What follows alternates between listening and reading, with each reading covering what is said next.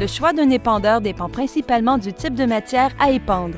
Les épandeurs à hérissons horizontaux, équipés d'une table d'épandage, sont les plus polyvalents si l'on considère des produits divers tels que le compost, le fumier de volaille et certaines boues d'épuration. Ils épandent large et à de faibles doses. Il reste cependant déconseillé d'utiliser ces appareils sur des fumiers frais et compacts. Les produits légers et transformés sont plus indiqués. On travaille avec des unités qui sont 2 phases. Donc les unités avec des batteurs qui sont horizontaux à l'intérieur, avec des disques qui sont de 39 pouces pour créer un vacuum, pour pouvoir avoir une efficacité dans des dosages qui sont le plus minimes. On va travailler avec un principe de clutch qui sont avec des ratchets pour la protection pour les roches. On va avoir la trappe à roche aussi pour pouvoir évacuer la roche s'il y a un impact. On va travailler aussi avec des tôles qui sont Wardox, c'est des pièces d'usure sur les épandeurs, chose qui est importante. C'est une machine qui est adaptée au Québec, soit dans le biosolide, dans les fumiers, le fumier de volaille, chaud, tout ce qui est granulaire. Puis aussi, on va même avoir des applications dans les cannebergières. On va étendre du sable avec des dosages minimes pour pouvoir les aider dans l'enracinement des plantes.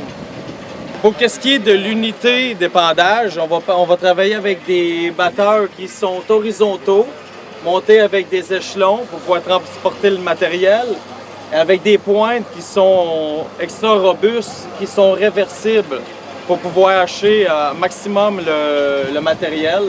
On va travailler aussi avec des ponts qui sont doubles. On va travailler avec des ponts qui sont soutenus par des bushings qui sont graissables en nickel. Vous allez avoir aussi les chaînes qui sont à 24 tonnes d'arrachement. C'est une chaîne forestière. On va travailler avec un pont qui est plus étroit, donc qui est plus solide et moins de surface de traînée.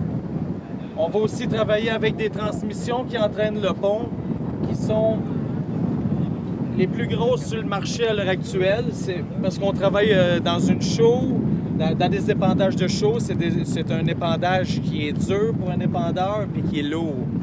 On va travailler avec la chaîne pour les entraînements. Tout l'équipement, tout l'épandeur va être muni de graisseurs qui sont à l'extérieur de la machine pour ne pas avoir d'être en contact avec le matériel. On va vous donner aussi l'option qui est compteur de tour. Ça, c'est un compteur de voyage pour souvent les compagnies comme les CUMA ou bien les forfaitaires pour pouvoir savoir le voyage, les nombres de voyages qui vont avoir été faits aujourd'hui.